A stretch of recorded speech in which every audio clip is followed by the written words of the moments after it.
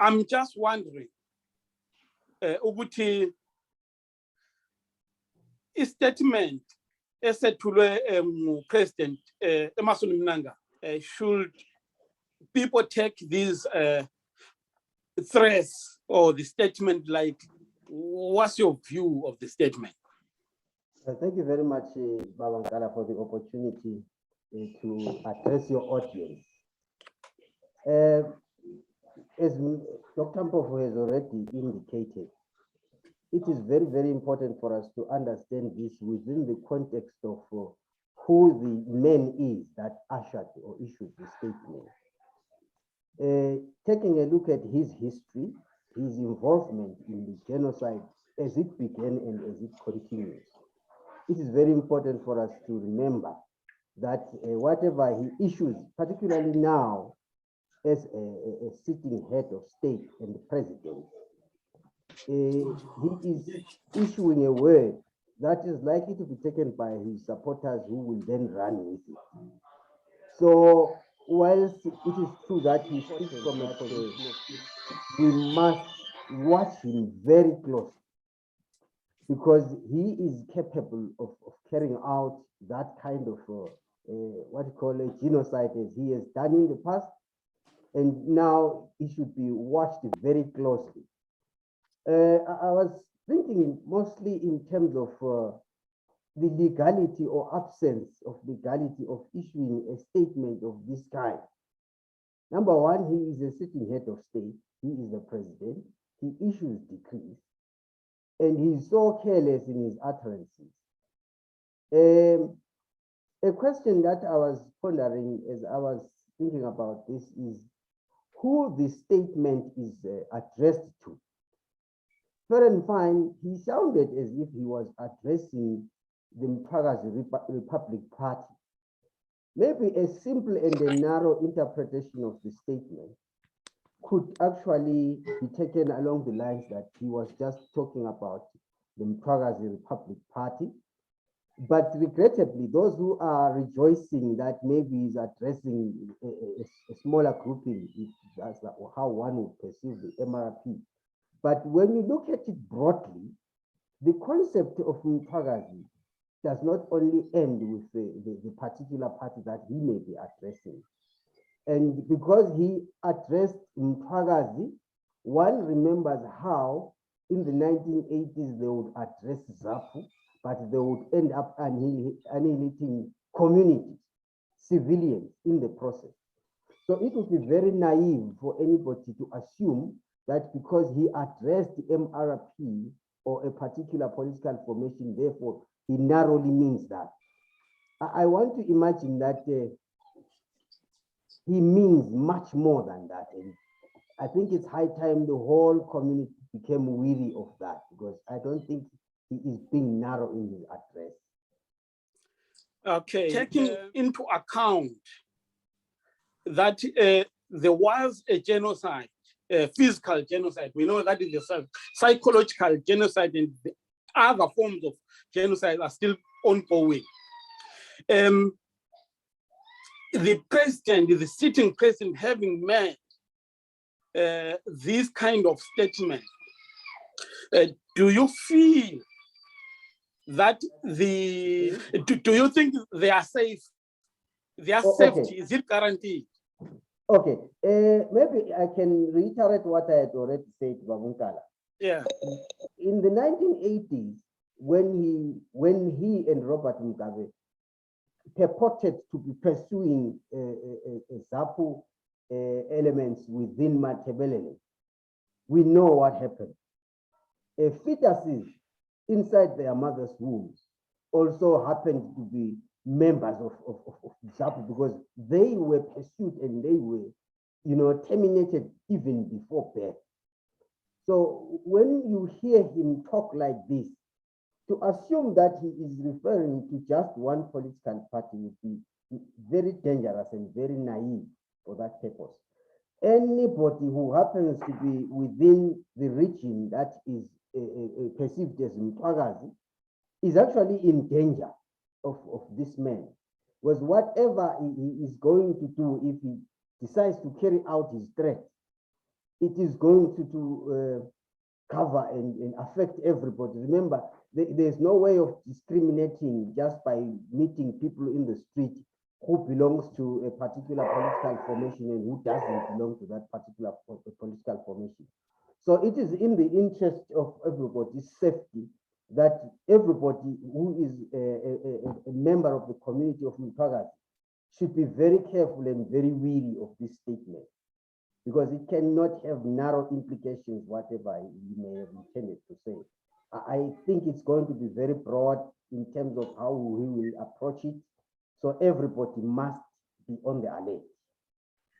Okay, no, thanks very much. Baba Ndlovu, njengoba nje upresident mnangaba kubeke kwacaca ukuthi i-United Nations ayikuvumela ukuthi ama-countries divide noma kube ne-secession. Lina umbono wenu uthini kulokho, particularly in reference to Mathebeleland Mthwakazi? Ngiyabonga kakhulu baba uNkala, ngibuye ngibonge nobaba uMoyo osethe wangena lapha. Ngibuye ngibonge futhi namagama ka-Dr. Mpofu egcizelela konke lokho akushoyo ngokuthi ngibani lo okhulumayo. Sizoqaphela ukuthi ubekhuluma eseralini. He was in a rally. He was addressing a rally. He was politicking. And he was issuing statements, among others, which were meant just to persuade labo abamlaleleyo to listen to him. Whilst still on that note, maybe just to get to your point briefly, and as briefly as I can, United Nations ayikushongo lokho futhi ayimelanga lokho, ikusenga ezimithiyo nje lokho. In terms of international law, there are requirements that communities and societies and territories need to meet in order to qualify for statehood. And the issue of the creation of states is an ongoing thing which has not terminated or ended at any point. The United Nations has never ever purported that it was a closed list of all the states that can be had in this world. It recognizes states that have met the criteria that is set in terms of international law that territories must meet in order for them to qualify for statehood. So in that light, we understand Mr. Mnangagwa's statement as just a political statement meant to hoodwink the listeners who are naive and who may have lack understanding, so that he can just persuade them to believe what he wants them to believe. Because you see, even in terms of the laws of Zimbabwe itself, his statement is illegal and criminal. When one considers the fact that in terms of Section 48 of the Constitution of Zimbabwe, the right to life is enshrined and protected unconditionally. But the only condition that is there is that the right of life may be terminated in terms of a law of general application, especially to do with anyone who has committed a crime of murder with aggravating circumstances. So for him to just throw around that word so carelessly, it's very irresponsible of him, and it speaks of that fear that he has, that guilt that torments him every day of his life. And as we can see, it doesn't have any basis, it doesn't have a foundation. Maybe just as an example, to remind one another that in 2011, a state was born in Africa, that's Southern Sudan. But we know that the United Nations was formed much earlier in 1945.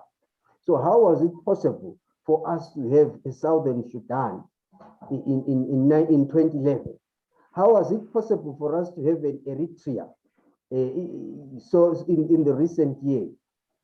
so the issue is not only in Africa, but the world over, states do emerge in international law and in international community. You will remember Babunkala khona lapha enkhona nina udaba lweScotland, how it was brought before a referendum. There are legal and legitimate ways of bringing about secession. Yingakho-ke yena makade ekhuluma ubemele akhulume ngokuthi mhlawumbe kungakhulunyiswana kanjani ngalolu daba. Hayi ukuthi abesethusela abesethina umthetho awuvumi abantu bazobulawa, because there is no law in Zimbabwe that allows him to carry out that threat except esekhuluma ngobugebengu nje kuphela. Because in any case, supposing and giving him the benefit of the argument, which we know he doesn't have anyway, giving him the benefit of the argument that maybe it is illegal to pursue secession, there would be legal ways of bringing the perpetrators of that crime, so-called, to book through the proper legal processes and so on. But we are talking here of a man who doesn't even mention the legal processes. He talks about terminating their lives, the lives of those that are carrying out those kind of statements and activities. We can see very clearly that he is a man who is determined to act outside the law.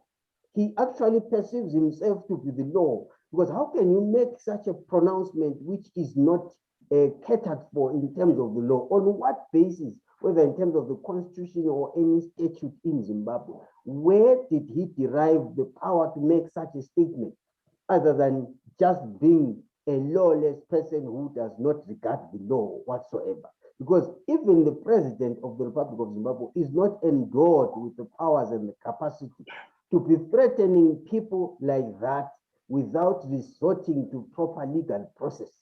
That is very, very important for us to highlight, Babuka.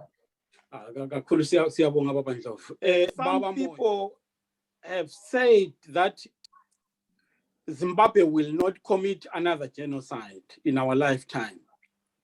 Do you think that statement is accurate? Right. He is determined, but the environment, that is the international community and the environment in which we now live, kuzoba lukhuni ukuthi abuye aqhubeke with such a present and open genocide similar to leya eyakuqala, where he unleashed a brigade. So if anything is going to be done now, it would be underground, it would be clandestine. You would try by all means maybe to work in such a closed and a concealed way, if one could put it that way. But otherwise, of course, taking into account they had those connections with the Margaret Thatchers of the time and the Jimmy Carters, as well as the Ronald Reagans of the time. Bevala ulwazi bengadvumeli ukuthi umphakathi womhlaba ulwazi. That then was possible, but in this current era, that kind of a genocide in that manner and in that approach will certainly not be carried out. But at the same time, kufuneka abantu baqhubeke beqaphile ngoba phela as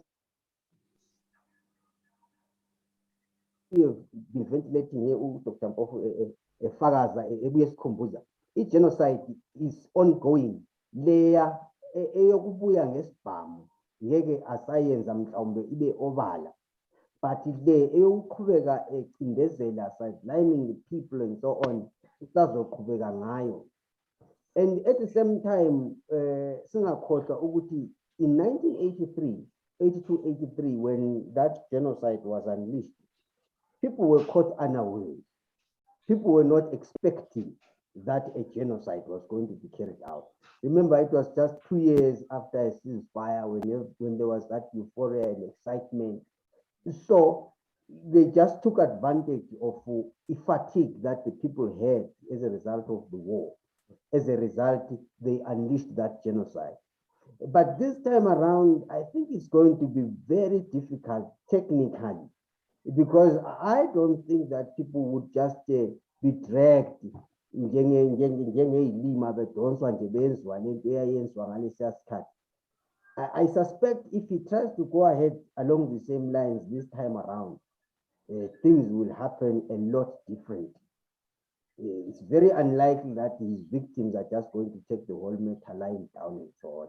I think those are some of the things that he must be thinking about. Okay. Siyabonga Baba Ndlovu. Baba, umbuzo wami is in twofold. Uthi, the statement that was uttered by the president, what would be its impact? Just as a standalone statement, how will it affect the people? And secondly, assuming that maybe he start to carry out his threats clandestinely, what will be the impact on the Mthwakazi movement? I think in response to the first question, I would say we are already feeling the impact. In fact, this meeting now is the impact of the statement. I would say there's always been an assumption, especially on his side and on the side of his friends, that what they did in the 1980s will always linger in our heads and over our heads and over our minds.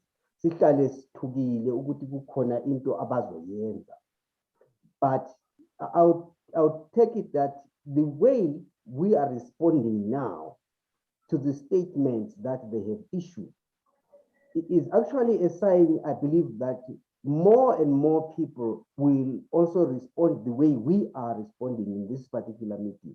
So abantu bayakhuluma, abantu bayabonisana, people are mobilizing one another themselves. People are exploring ways. People are exploring ways of being proactive rather than being reactive. Because remember, like I said earlier on, in the 1980s, we reacted because we were not anticipating anything of this kind. But this time around, now that we know the monster that we are dealing with and what his capabilities are, there's certainly no reason why people should fold their arms and wait until he shows up by their doorstep. So I think the immediate impact is that people are talking, people are re-strategizing, and they are ngiyakholelwa ukuthi nakho kuma-structures and the closed doors, MRP. So kukhona ingxoxo nenkulumo about how to maybe beef up security, how to really tackle this matter head on. Because you see, the assumption that has always existed in Mnangagwa's camp has always been that the people will wait and hear from them and then just play victim and so on and so forth. As you can see how this Mthwakazi voice, whether it comes in as Mthwakazi or as Matabeleland or whatever the name and appellation, it has been growing, I would say, in the last 1.5 to 2 decades. This voice has been growing every day. Now, you know, I want to remind us here that they have been ignoring for quite some time. They pretended that they were not aware that these kind of voices were prevailing in the communities and so on. But now the pressure has been brought to bear upon them because they can see it is growing, it has gathered momentum. Interestingly, Babungala and everybody else, many groups, many political formations that are contesting this election, this current by-election as it is being held today. But the strongest and the sternest voice from the president is directed to a formation which is not even participating in the election, which is an indication that he doesn't seem to see the threat posed by the rest of the formations. But the threat that seems to make him uncomfortable is the one that has come from people who are not even participating. Because remember, this question of MRP not participating is in itself, it throws a quiz down to his table. He doesn't understand what's up their sleeve. Why are they not here with the rest of us?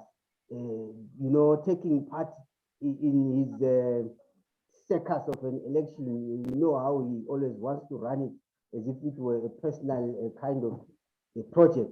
So at the end of the day, he is actually disturbed, and he might try, as we have already highlighted, to go underground in terms of his own operations. But I can say with absolute conviction that, you see, the way I have seen this movement and this sentiment grow over the years, more and more people are persuaded. And even right now, people who have always been skeptical maybe of the secessionist idea, those who have always been faithful to what they call a nationalist agenda and so on, a lot of them, since these statements were thrown around, are beginning to question the sincerity of the Harare administration when it continues to say Zimbabwe is a unitary state.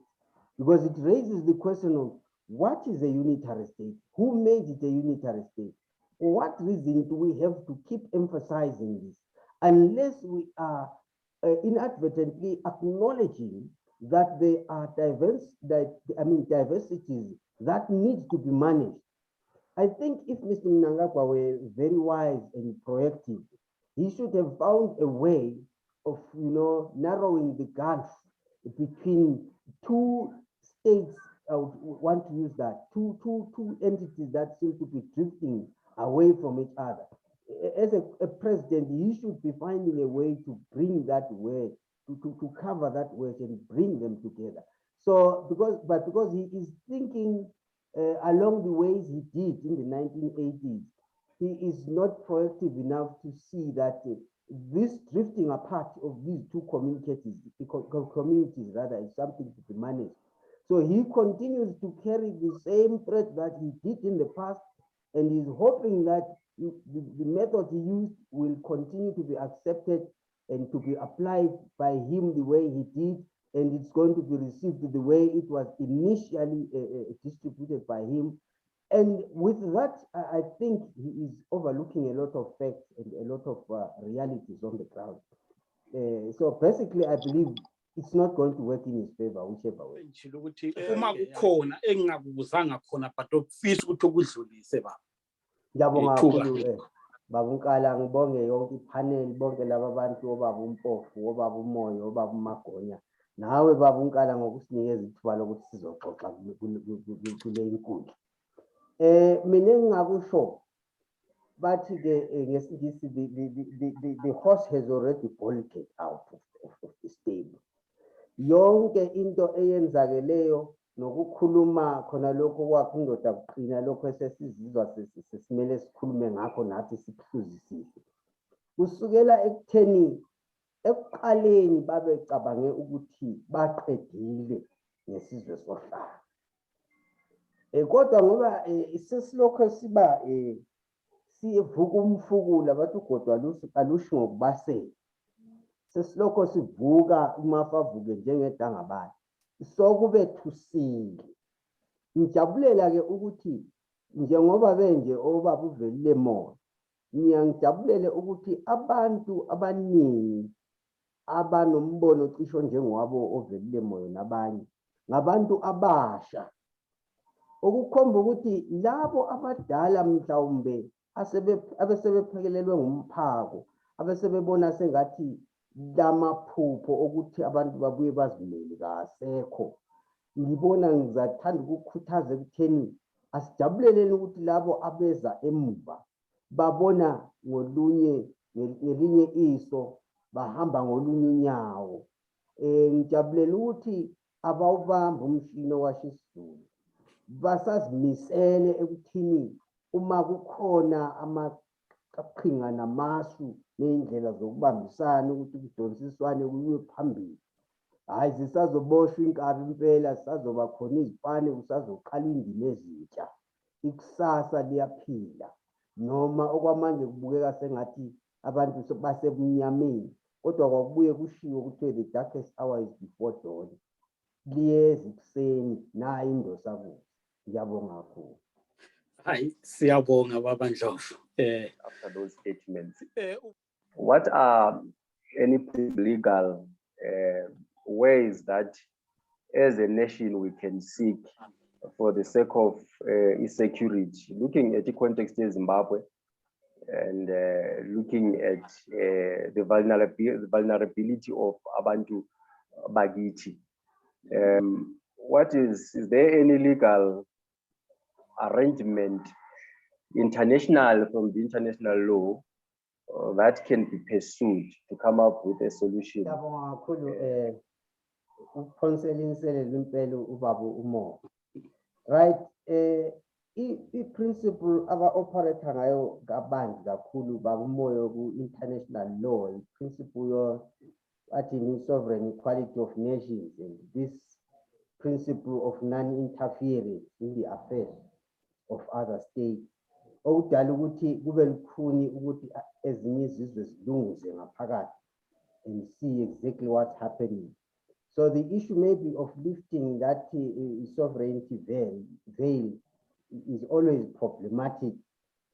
Khona kukhona ama-international tribunals anjengabo-ICCC where such statements, if thoroughly investigated and kwenziwe paperwork to establish ukuthi exactly is this a crime, and as I insinuated earlier on, there is no law in Zimbabwe that justifies a statement of this kind by anybody, not even the president. So it is possible in principle to take legal action, maybe not with the intention to win, but at least with the intention to bring to the table just that issue and make it topical and an issue of discussion. So whilst it has been said in some circles that the judiciary in Zimbabwe is captured, I think it should always be tested on these issues. We must bring that litmus test, get a legal team together and file papers at the court in Zimbabwe to challenge the constitutionality of the utterances of the president. Because certainly those utterances are anti-constitutional, they are undemocratic, they actually threaten the lives of the people without any legal basis and legal substance. So I think in principle, he has committed an offense. He has committed a criminal offense because he did not speak within his powers as a president. He actually overstepped the limits of a president because there is nowhere in the constitution and in the law where he is actually empowered to threaten people. Maybe the only part where he could say he was within the law is the first part where he talks about arrest. But again, arrest happens within a particular legal context. So I would suggest that a team should be put together, a legal team, have a complainant who is the public or whoever is bold enough to come to the open as a complainant and start prosecuting it from there, even through that judicial system whose credibility may be questionable, but still take it through them and hear what they've got to say about the whole thing. I think that's an approach that should be very plausible. Yeah, ngiyakuzwa ukuthi approach maybe i-first step akuyiwe khona kuma-court aseZimbabwe. Yeah, I agree with it's a good idea. But let's say wehlula eZimbabwe, ubone ngathi indawo njenge-South Africa ingasebenza noma i-SADC noma i-AU. Right. First, kuvele kumele kuqalwe eZimbabwe for one reason. If you are going to take the matter to any tribunal outside, bazokubuza nge-issue yama-internal remedy. What have you done internally? Because you cannot just come out and report about a sovereign state when you have not tried anything internally. So the first step should be an internal an application or whatever within the country, pursue the matter up to its logical end. Then the next would be the African Union. The reason being South Africa is another sovereign state which is equal to Zimbabwe. So on the principle of sovereignty, there is no way a South African court can sit in judgment of another sovereign state who is external. So that one is out, especially on this particular one. So it would be tribunals of the nature such as maybe the African Commission for Human Rights and so on. Yeah, those should be the most competent, but otherwise it should be internally, then a regional, then an international one. Looking at maybe, like I mentioned, the ICCC, having verified, of course, whether Zimbabwe is a signatory of it and whether, you know, it is bound and so on and so forth. But those are the channels. Certainly not another state, because there's no court outside, there's no foreign court that would be competent to hear a matter where another sovereign is involved. Okay, I see. Baba Mpofu.